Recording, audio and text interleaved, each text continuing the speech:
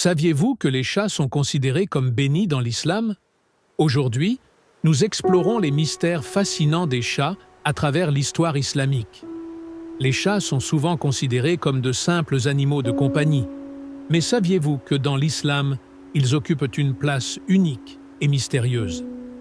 Depuis des siècles, les chats sont associés à la pureté, à la compassion et même à des miracles dans la culture islamique.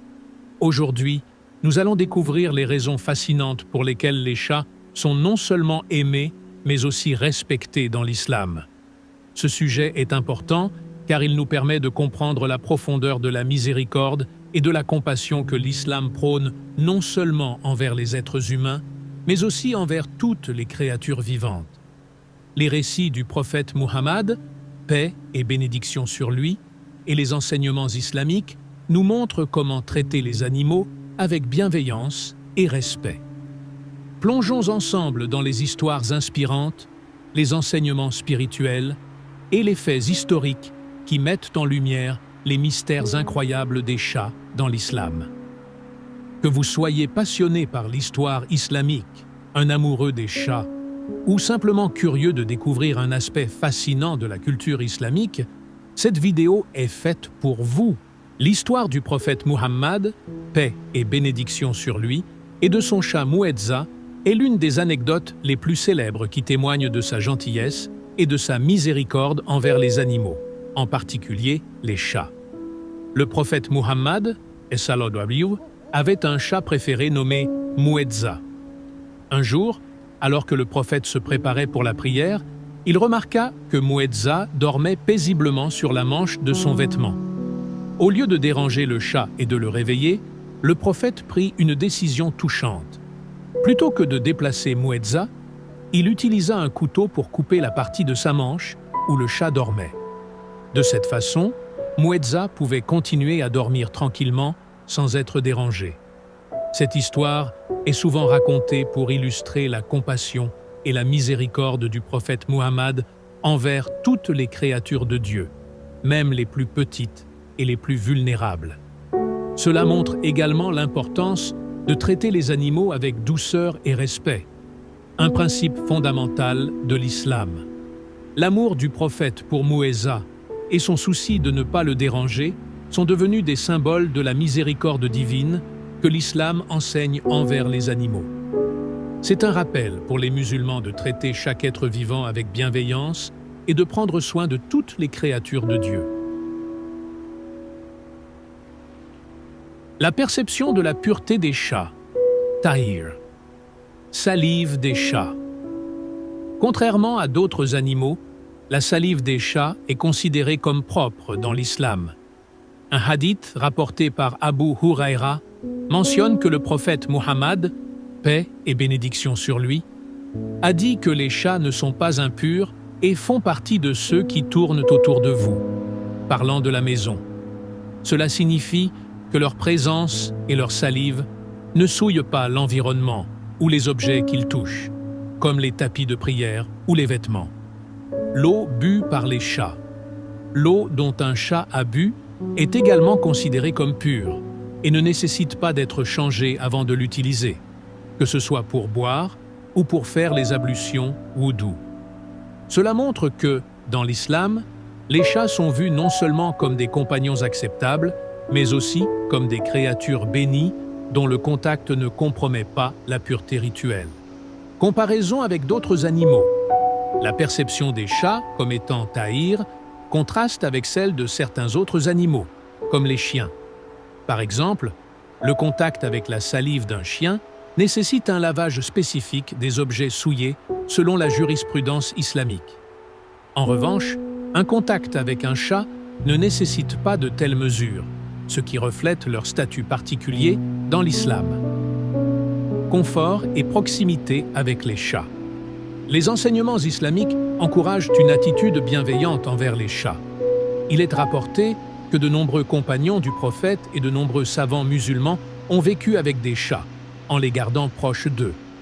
Cette proximité est facilitée par leur pureté, permettant aux musulmans de les avoir autour d'eux sans crainte de contamination rituelle. Les chats ne sont pas impurs.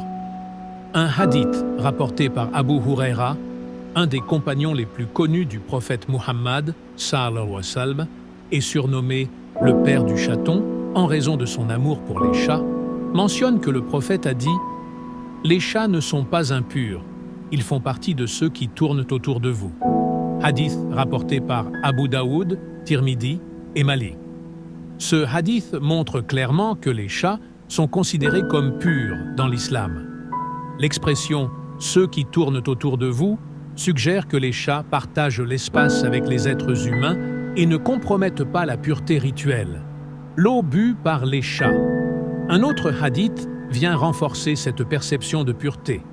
Il est rapporté que lorsque le prophète Muhammad sallallahu alayhi wa sallam a été interrogé sur la possibilité d'utiliser de l'eau dont un chat a bu pour faire les ablutions, wudu, il a répondu « Ils, les chats, ne sont pas impurs.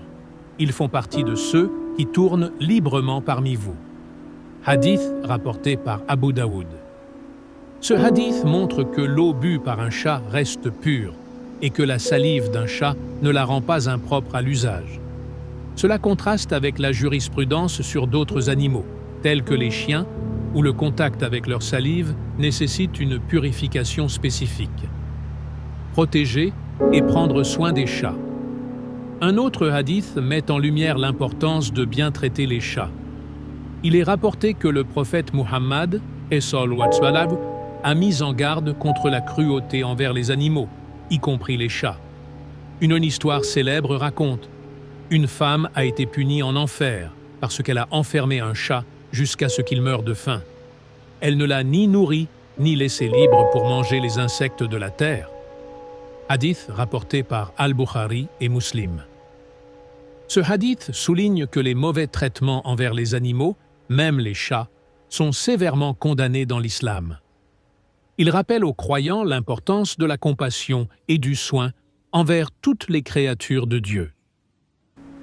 Dans certaines cultures islamiques, on pense que les chats ont une capacité spirituelle spéciale à repousser le mal et les mauvais esprits. Cela peut être lié à la croyance populaire selon laquelle les chats, par leur comportement vigilant et leur capacité à voir dans l'obscurité, protègent les foyers et les lieux de culte des influences néfastes. Ils sont souvent associés à la tranquillité, en particulier lorsqu'ils dorment paisiblement ou se reposent dans des endroits calmes. Dans de nombreuses cultures musulmanes, un chat endormi est vu comme un signe de bénédiction pour le foyer, symbolisant la paix et la sérénité. Les soufis, en particulier, considéraient souvent la présence d'un chat endormi comme un reflet de l'état d'âme tranquille qu'ils cherchaient à atteindre. Hypothèse scientifique sur le ronronnement. Les scientifiques ont proposé plusieurs théories sur les raisons pour lesquelles les chats ronronnent et les mécanismes derrière ce comportement. Il a été suggéré que la fréquence du ronronnement des chats, entre 25 et 150 Hz, peut aider à guérir les fractures osseuses, à réduire les infections et à accélérer la guérison des tissus mous chez les humains. Dans certaines cultures et croyances spirituelles, le ronronnement des chats est vu comme un son de guérison, presque mystique. Il est considéré comme une forme de vibration énergétique qui peut harmoniser l'environnement d'une personne et apporter paix et sérénité. Dans cette perspective, le ronronnement devient une méthode de guérison naturelle qui peut apporter des bienfaits à la fois physiques et spirituels. Nous avons exploré aujourd'hui des aspects fascinants des chats dans l'islam, en découvrant leur rôle spirituel et symbolique unique. Nous avons vu comment le prophète Muhammad, paix et bénédiction sur lui, a montré une compassion profonde envers les chats, avec des histoires touchantes comme celle de Mouedza.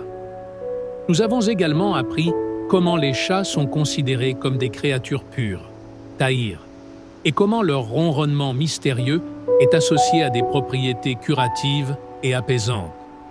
Les maisons de chats, Kedi et Vi, de l'Empire ottoman et d'autres exemples historiques illustrent la manière dont la culture islamique a honoré et pris soin des chats à travers les siècles.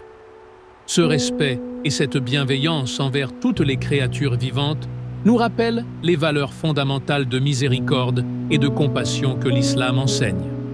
Nous espérons que cette vidéo vous a permis d'apprécier encore plus la place spéciale que les chats occupent dans l'islam et dans nos cœurs. Si vous avez aimé cette exploration des mystères des chats et si vous souhaitez en savoir plus sur des sujets similaires, n'hésitez pas à vous abonner à notre chaîne, à liker cette vidéo et à laisser un commentaire ci-dessous. Partagez également cette vidéo avec vos amis et votre famille pour répandre la connaissance et l'amour des animaux dans notre communauté. Merci d'avoir regardé et à très bientôt pour de nouvelles découvertes passionnantes sur l'islam et ses trésors cachés. Que la paix et la bénédiction de Dieu soient sur vous tous.